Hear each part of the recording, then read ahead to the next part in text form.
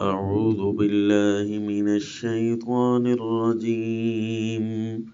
بسم الله الرحمن الرحيم والفجر وليال عشر والشفع والوتر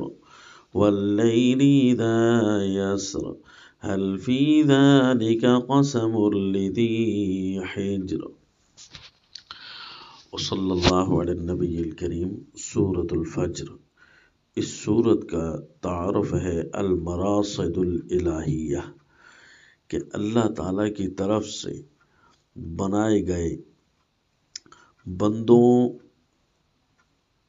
کے خلاف مرصد، مورچے، یعنی جب بندے اپنی حد انسانیت سے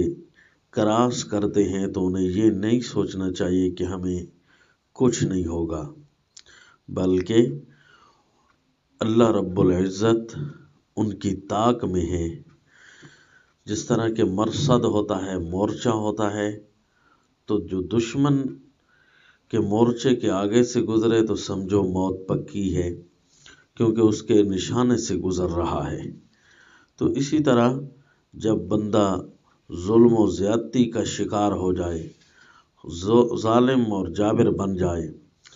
غریبوں مسکینوں پر ظلم کرے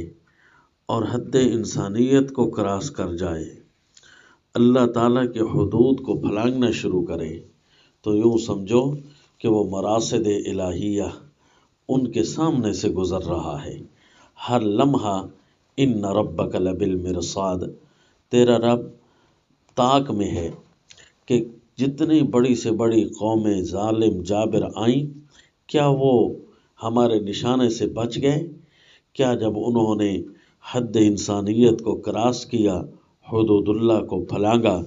تو کیا وہ بچ گئے؟ نہیں، وہ تباہ ہوئے۔ اللہ نے مختلف اوقات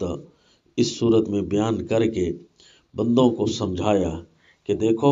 کتنے اچھے اچھے اور بڑے بڑے اوقات تمہارے سامنے سے گزر رہے ہیں، ان سے تم فوائد حاصل کرو،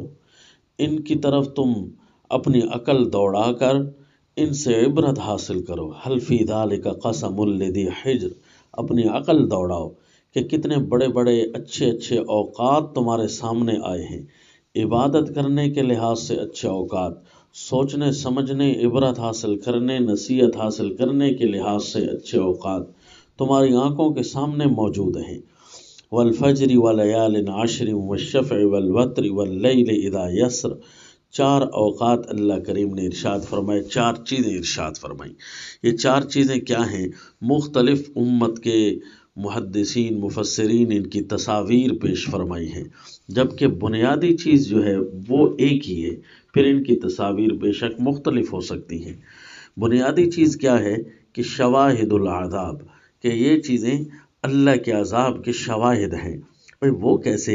کہ فجر ولیال عشر والشفع والوتر واللیل اذا یسر، یہ شواہد العذاب کیسے ہیں کہ عذاب کی گواہیاں دے رہے ہیں یہ اوقات۔ دیکھو فجر ہے نا، اس فجر کی قسم کھانے کی یہاں کیا ضرورت پڑی کہ جب کہ سورہ مدثر آیت نمبر 34 میں گزر چکا، والصبح اذا اسفر، جب وہ روشن ہو جائے، اور اس صبح کا پہلا وقت وہ ہوتا ہے جب کرن پھوٹتی ہے، تو اس کی قسم بھی قرآن میں گزر چکی ہے سورۃ تکویر آیت نمبر 18 میں، والصبح اذا تنفس، تو جب پہلی کرن پھوٹے، جب اس کے بعد روشن ہو جائے، پھر سورج کی قسم تو ویسے بھی چل رہی ہے، تو یہ اب فجر کی قسم، اس کا کیا مطلب ہے؟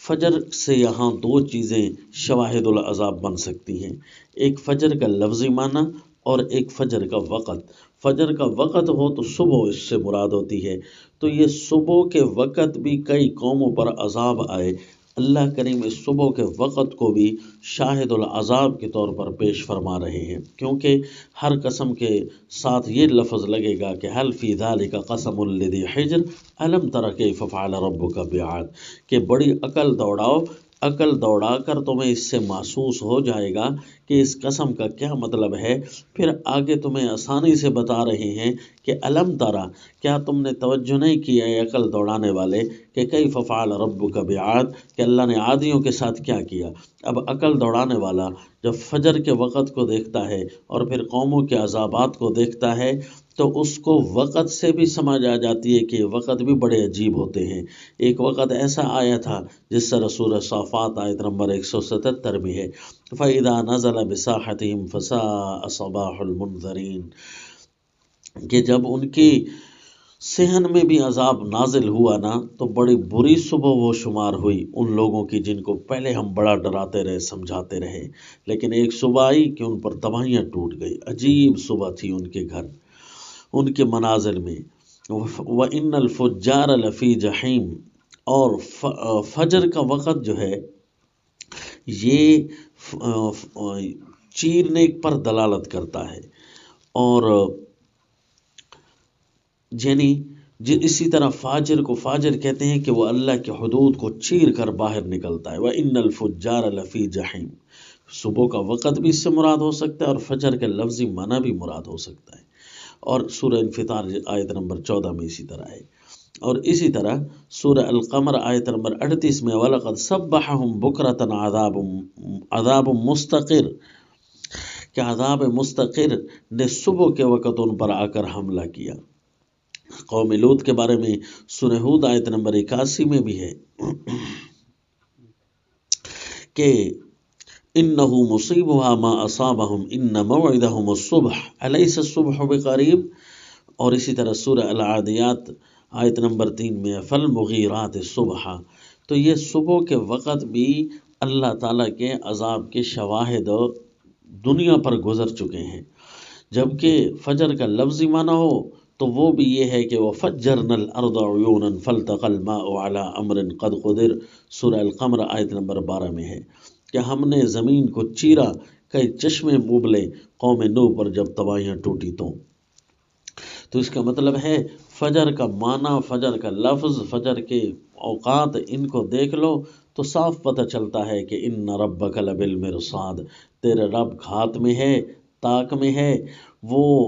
مورچہ زن ہے، جس طرح کہ اللہ کے دشمن اللہ کی حدود کو پھلانگنے لگے ہیں گے تو فوراً ہی گرفتار عذاب ہو جائیں گے، دھیان کرنا۔ اسی طرح وَلَيَالٍ عَشْرٍ، یہ 10 راتیں بھی گواہ ہیں۔ یہ 10 راتیں کون سے ہو سکتی ہیں؟ ایک تو وہ 7 راتیں ہیں جو قوم عاد پر پڑی تھی، سَخَّرَهَا عَلَيْهِمْ 7 لَيَالٍ و8 أَيَّامٍ، اور اسی طرح ایک رات وہ بھی ہے جو قوم صالح پر آئی تھی، جب انہوں نے کہا تھا تقاسموا باللہ لنبیتنہ وأہلہ ثم لنقولن لولیہ ما شہدنا مہلک اہلہ وإنا لصادقون، تو وہ بھی رات کے وقت کا ذکر ہے۔ تو یہ 8 راتیں یہ ہو گئیں، اور ایک رات وہ بھی ہے جو قوم لوط پر آئی تھی، فَأَسْرِ بِأَهْلِكَ بِقِطْعٍ مِّنَ اللَّيْلِ وَاتَّبِعْ أَدْبَارَهُمْ، الحجر آیت نمبر 65، تو یہ 9 راتیں ہو گئیں۔ اسی طرح سورۃ دخان آیت نمبر 23 میں فَأَسْرِ بِعِبَادِي لَيْلًا إِنَّكُمْ مُتَّبَعُونَ، جو قوم فرعون پر آئی تھی۔ تو یوں یہ لیال عشر قرآن میں موجود ہے کہ یہ شاہد العذاب ہے قوموں پر، ان راتوں پر بھی بڑے عجیب طریقے سے عذاب آئے تھے، تو تب یہ بنتی ہے قسم حل فی ذالک قسم لذی حجر۔ اسی طرح والشفع والوتر بھی شاہد العذاب ہیں کہ دیکھو 8 ایام اور 7 لیال، یہ شفع اور وتر ہے، یہ خود عذاب کے طور پر ہے، زمانے کے اعتبار سے بھی شفع اور وتر ہے، جفت اور طاق، اور عذاب کی رنگت کے لحاظ سے بھی جفت اور طاق ہے۔ مثلا کسی کو ایک عذاب آیا تو کسی کو 2 عذاب آئے، جس طرح قوم سمود کو صیحہ نے بھی پکڑا جس طرح سورہ ہود میں ہے، اور رجفہ زلزلہ نے بھی پکڑا جس طرح سورہ الاعراف میں ہے، تو اس قوم پر یہ جو شفع عذاب آیا۔ اسی طرح قوم لوط کے بارے میں ان کو بھی مختلف عذاب ہے، ایک تو زمین کو اوپر لے جانا، فجعلنا عالیہا سافلہا، اور ایک ان کے چہروں پر تھپڑ کا لگنا کہ فتمسنا اعینہم، اور ان کی آنکھوں کا باہر نکلنا، اور پھر اوپر سے نیچے دے مارنا، پھر پتھروں کا عذاب آنا۔ یہ 4 عذاب تو ایک ہی قوم پر آئے، الشفع والوتر۔ تو اب اسی طرح واللیل اذا یسر یہ بھی شاہد عذاب ہے، کیونکہ رات کی قسم واللیل اذا عسعس یہ بھی گزر چکی ہے، واللیل وما وسق یہ بھی گزر چکی ہے، اور واللیل اذ ادبر یہ بھی گزر چکی ہے قرآن میں۔ تو اب ایک ہی گھڑی رہتی ہے واللیل اذا یسر، جب رات کا آخری پہر چل رہا ہو، تو اس وقت بھی ایک قوم پر عذاب آیا تھا، انہو مصیبہا ما اصابہم ان موعدہم الصبح الیس الصبح بقریب، یہ لمحے اس وقت کہا جا رہے تھے جب صبح قریب تھی، رات چل رہی تھی، تو اس وقت گویا عذاب کی ساری ترتیبات شروع ہو چکی تھی، کیونکہ سیدنا لوط علیہ السلام ایسے لمحے میں بستی کو چھوڑ رہے تھے۔ تو جب پیغمبر خدا اور پاک ہستیاں جب کسی لمحے کسی بستی کو چھوڑ رہی ہوں، تو سمجھو عذاب کے لیے سب سے بڑی چیز یہی کافی ہے کہ پیارے لوگ اللہ کی بستی سے یہاں سے دور ہوتے جا رہے ہیں، ایک ایسی بستی کو خالی چھوڑ رہی ہے جو صرف اور صرف نافرمانوں کی تصور ہوگی، الیاذ باللہ۔ تو دیکھا واللیل اذا یسر یہ بھی شاہد العذاب ہے۔ تو شاہد العذاب کیا کہہ رہے ہیں کہ ان ربک لبالمرصاد، کہ تیرا رب گھات میں ہے، یہ اوقات دیکھ لو اور قوموں کے احوال پڑھ لو۔ کلا بل لا تکرمون الیتیم، تم بھی تو یتیموں کے لیے ظالم بن گئے، حد انسانیت کو خراس کیا۔ لا تحاضون علی طعام المسکین، مسکینوں کے کھلانے پر کبھی نہ ابھارا، مسکینوں کے لیے تم بھی تو ظالم اور جابر رہے، بڑے بڑے ظالم اور جابر تباہ ہوئے۔ الم تر کیف فعل ربک بعاد وثمود الذین جابوا الصخر بالواد وفرعون ذی الاوتاد، یہ ساری قومیں جب تباہ ہوئیں، صب علیہم ربک صوت عذاب، یہ اپنے ظالم بن چکے تھے، تیرے رب کے عذاب کا کوڑا ان پر برسا، اور تم ابھی تک اسی کام میں لگے ہوئے ہو کہ وَتَأْكُلُونَ التُّرَاثَ أَكْلًا لَمًّا وَتُحِبُّونَ الْمَالَ حُبًّا جَمًّا، مال، وراثتیں، دوسروں کا پیسہ، یہی زمین بنانا اسی میں صبح و شام گزر رہے ہیں۔ ہے افسوس کہ کتنے قیمتی اوقات تم سے ضائع ہو جا رہے ہیں۔ پھر ایک دن اور بھی آئے گا، جاء ربک والملک صفا صفا وجیء یومئذ بجہنم یومئذ یتذکر الانسان وانی لہ الذکریٰ، تیرا رب اور فرشتے جب آئیں گے، تیرا رب آئے گا، کیا مطلب کہ جب اللہ تعالیٰ اپنے آخری فیصلے لے کر آئے گا، اور فرشتے صفوں کی صفیں نازل ہو رہی ہوں گی تیرے سامنے، وہ جہنم سامنے دہک رہی ہوگی۔ اب انسان کہے گا کاش مجھے کوئی نصیحت سنائے، میں نصیحت پر عمل کرتا ہوں۔ انا لہ الذکریٰ، اس وقت کہاں ہوگی نصیحت؟ پھر تو یہ صرف اتنا ہی کہتا رہے گا یا لیتنی قدمت لحیاتی،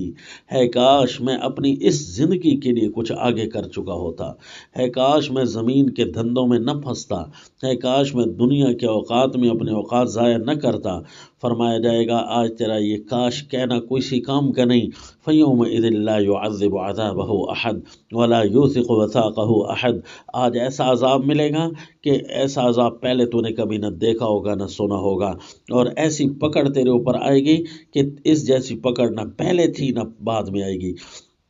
اور جو مطمئن لوگ تھے، جو اچھے لوگ تھے، جنہوں نے اللہ تعالیٰ کے ان اوقات سے سبق اور عبرت حاصل کیا، ان کے لیے کتنے عمدہ خطاب ہوں گے۔ یا ایتھا النفس المطمئنہ ارجعی الی ربک راضیۃ مرضیہ فادخلی فی عبادی وادخلی جنتی، ان کے لیے خطاب ہوگا، اے نفس مطمئنہ، تم اپنی نافرمانیوں سے بچ گئے تھے، اپنی نیکیوں پر اطمینان ہے، اللہ کی رضا پر تمہیں اطمینان ہے کہ میرا اللہ ظلم نہیں کرتا، میں نے اللہ کی نافرمانیوں سے جان بچا لی تھی، میں توبہ طیب ہو گیا تھا جو کمیاں کوتاہیاں ہوئی تھیں۔ اے نفس مطمئنہ، جب تم مطمئن ہے تو ارجع الی ربک راضیۃ مرضیہ، خوش ہو کر، راضی ہو کر اپنے رب کی طرف تو جا رہی ہے۔ اے نفس مطمئنہ فادخلی فی عبادی وادخلی جنتی، میرے نیک بندوں میں شامل ہو جا اور جنت میں شامل ہو جا۔ یہ وہ لوگ تھے جنہوں نے اللہ تعالیٰ کے حدود کو پھلانگا نہیں تھا۔ تو یوں یہ صورت جو ہے المراصد الالہیہ ہے، اور اس صورت کا دعویٰ یوں بنتا ہے کہ شواہد العذاب علی ان ربک لبالمرصاد وما علینا الا البلاغ۔